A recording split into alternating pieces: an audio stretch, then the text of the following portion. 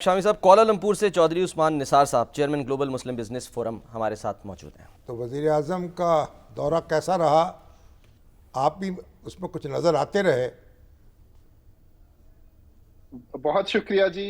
मैं ये समझता हूँ कि ये हमारे लिए और स्पेशली बेसहारा जो ओवरसीज पाकिस्तानी हैं उनके लिए ये उम्मीद की एक किरण है कि स्पेशली मलेशिया को भी एक सेक्टर समझा गया कि जहां आज माशाल्लाह जो हमारे प्राइम मिनिस्टर हैं उन्होंने दौरा किया।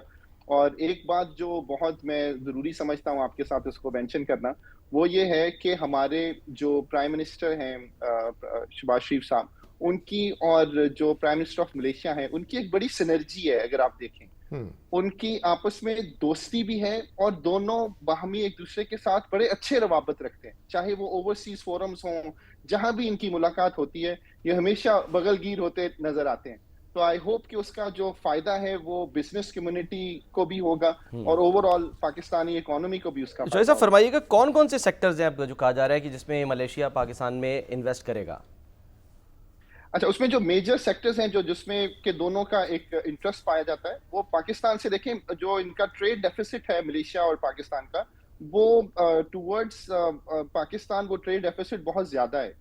1.4 बिलियन की इन टोटल ट्रेड है दोनों मुल्कों के दरमियान, उसमें 400 मिलियन की तकरीबन पाकिस्तान की तरफ से और 1 बिलियन तकरीबन मलेशिया की तरफ से। तो मलेशिया से जो पाकिस्तान में जो आती हैं उसमें मेनली जो सिग्निफिकेंट है वो है पाम ऑयल खुर्दनी तेल और सम जी जी जी।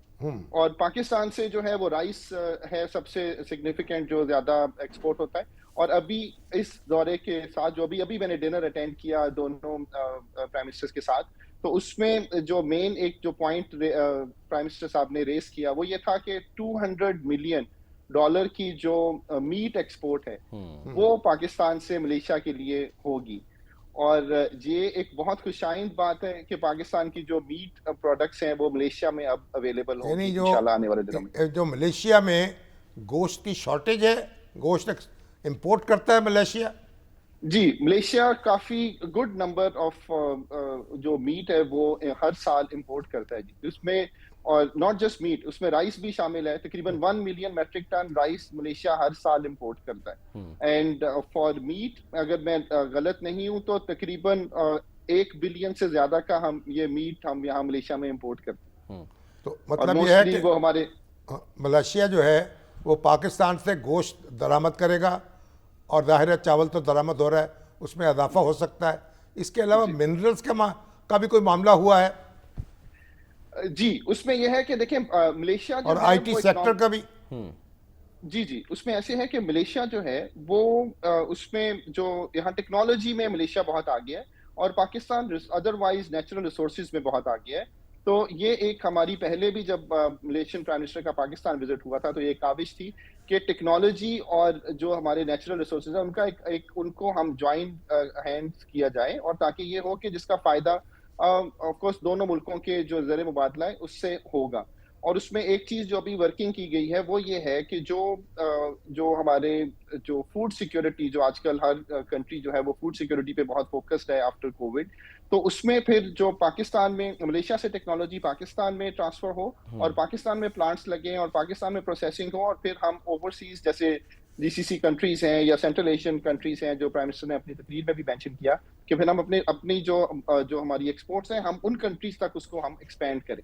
तो आप जो मिनरल्स के शोबे में तो आप भी कुछ काम कर रहे हैं ना पाकिस्तान में? जी, हम माइनिंग सेक्टर में जी हम बहुत काम कर रहे हैं और थोड़े से चैलेंजेस हैं पाकिस्तान में बिजनेस करने में। मैं एक लाइन कहना चाहूंगा, मलेशिया में जो हम बिजनेस जब हम करना चाहते हैं तो मलेशियन गवर्नमेंट आपको फैसिलिटेट करती है, तो वो आपको बताती है how you can make it successful. तो पाकिस्तान में ये हमें बताते हैं how it can not be done.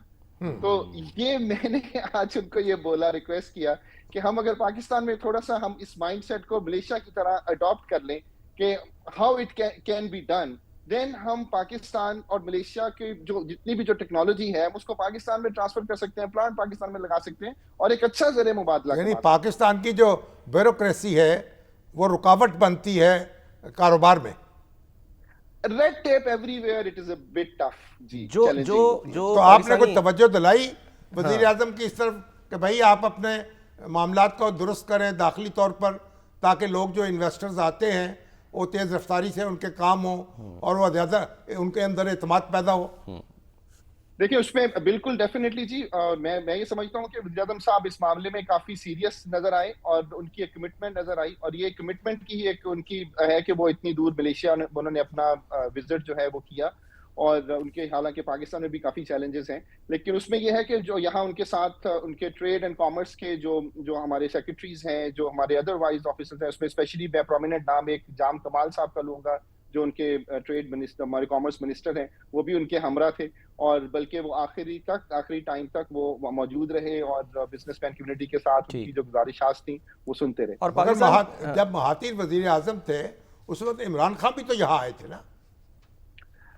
जी, और मैं उस वक्त भी उनको हमने वेलकम किया था। मैं एक बात ये जरूर कहना चाहूंगा कि जब प्राइम मिनिस्टर इमरान खान थे और वो जब मलेशिया आए थे, और आज जब प्राइम मिनिस्टर शहबाज शरीफ हैं और ये जब मलेशिया आए हैं, तो दोनों में एक फर्क ये है कि उस वक्त हमें इतनी पजीराई नहीं मिली थी। अब उसको आप मार्का हक का नाम दे लें कि उसके बाद जो हमें आज इज्जत मिल रही है पूरी दुनिया में, ये भी एक रीजन है।